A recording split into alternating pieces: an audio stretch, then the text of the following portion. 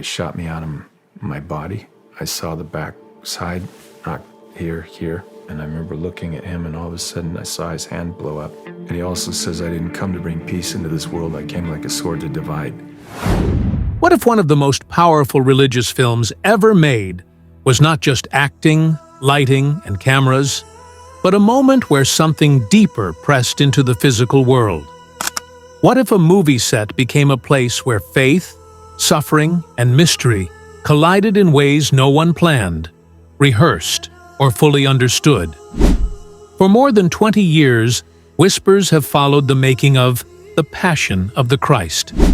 Stories of accidents, intensity, and spiritual weight have never quite faded.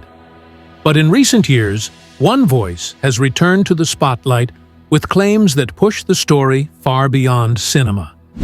Claims that suggest the line between portrayal and presence may have blurred in ways that still unsettled those who were there.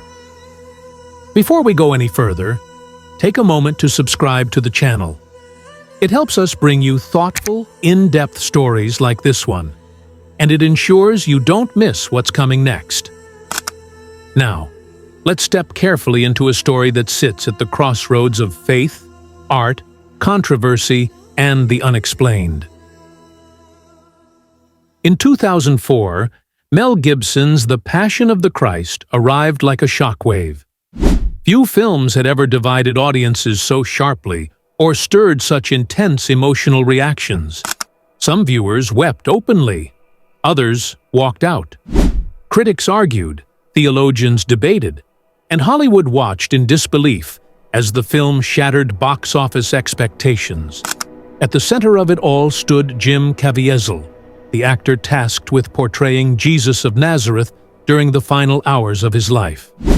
From the beginning, Caviezel understood that this role would demand more than memorizing lines. He would endure brutal filming conditions, emotional exhaustion, and physical suffering that few actors would ever willingly accept.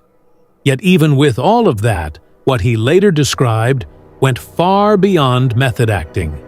According to Caviezel, the set was not merely intense, it felt charged, as though the subject of the film refused to remain safely contained within the script.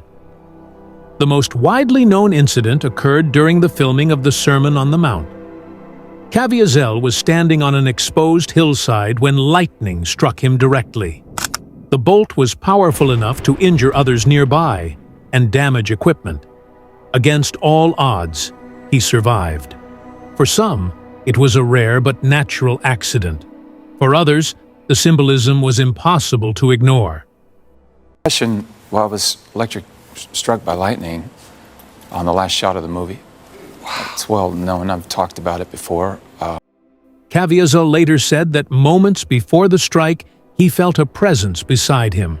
Not imagined, not abstract, but personal and immediate. He claimed he was being guided in how to deliver the words, as though the figure he was portraying was no longer distant.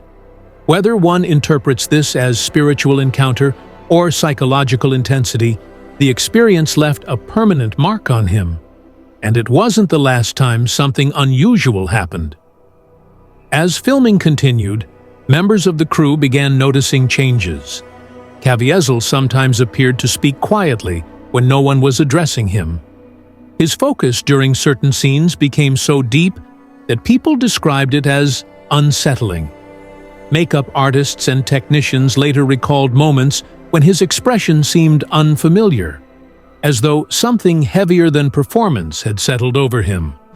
These accounts are often shared cautiously, not as proof, but as personal impressions. Film sets are stressful places, and exhaustion can distort perception. Yet the consistency of these recollections has kept the stories alive.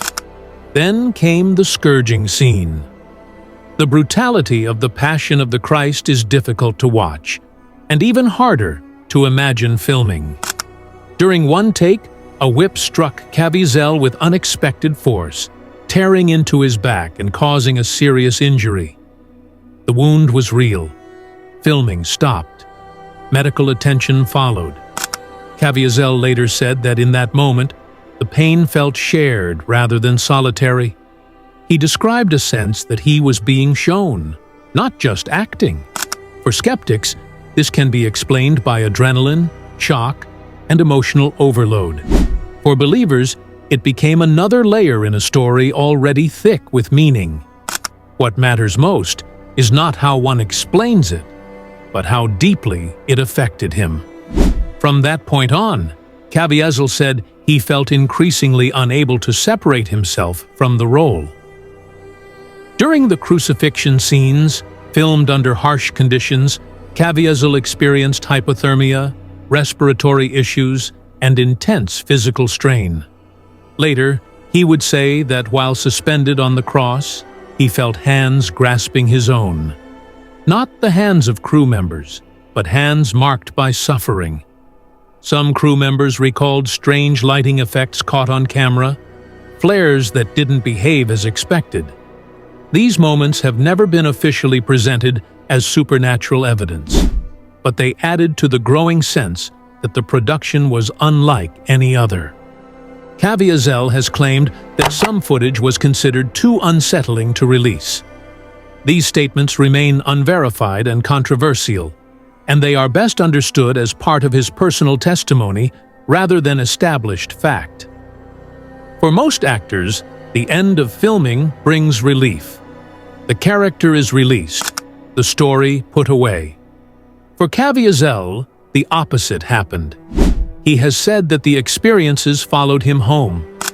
He described waking to a presence, moments of instruction and comfort, and a sense of ongoing dialogue. At times, he reported unusual physical sensations and marks that appeared and faded without explanation. Doctors, according to him, could not fully account for them. Throughout Christian history, similar claims have been treated with caution. Mystical experiences are neither automatically affirmed nor dismissed. They sit in a careful space between faith, psychology, and mystery. Caviezel's story entered that same space, raising questions without offering easy answers. After the massive success of The Passion of the Christ, many expected Caviezel's career to soar. Instead, it slowed. Major roles became scarce. Invitations faded. To some, this was simply the unpredictable nature of Hollywood. To Caviezel, it felt personal. He has said that he was warned of rejection, that he was told faith would come at a cost. Whether one views this as prophecy or interpretation, the result was the same. He leaned more deeply into his beliefs, choosing projects aligned with them and stepping away from mainstream expectations. In interviews over the years, Caviezel has spoken about visions and insights he believes were given to him. He has described warnings about cultural shifts, spiritual apathy, and increasing hostility toward faith. These reflections often resonate with people who already feel uneasy about the direction of modern society. Critics argue that these are broad concerns shared by many religious thinkers, not evidence of supernatural revelation. Supporters counter that the sincerity and consistency of his testimony deserve respect, even if not universal agreement. What cannot be denied is that these experiences shaped his sense of purpose. With Mel Gibson preparing The Resurrection of the Christ, Caviezel has returned to the role that changed his life. This time he describes the project not as a sequel, but as a continuation of a calling. He has said that portraying the resurrection requires more than technical skill. It demands reverence, restraint, and humility. He believes the story arrives at a time when people are searching for hope, meaning, and something solid in a fractured world. Again, these are his convictions, not confirmed revelations, but they help explain why this film carries such emotional weight for him. At its core, this story is not about proving or disproving miracles. It is about what happens when art intersects with belief so deeply that it transforms the artist. Throughout history, creators have spoken of moments when inspiration felt external, overwhelming, and guiding. Whether one calls that divine, psychological, or symbolic depends largely on worldview. But the impact remains. So what do we do with Jim Caviezel's story? We can accept it fully, question it carefully, or simply listen. Perhaps the real value lies not in deciding whether every claim is literally true, but in asking why such stories continue to move people. As the resurrection story returns to the screen, audiences will bring their own doubts, hopes, and questions. Some will see a film, others may see a reflection of their own search for meaning. And maybe that is the lasting power of this story. Not that something extraordinary may have happened on a film set, but that it reminds us how deeply stories shape us, challenge us, and invite us to ask the hardest questions of all. What do we believe? Why do we believe it? And what would it mean if hope, sacrifice, and resurrection were not just ancient ideas, but living ones? That question, more than any claim, is what continues to echo long after the cameras stop rolling.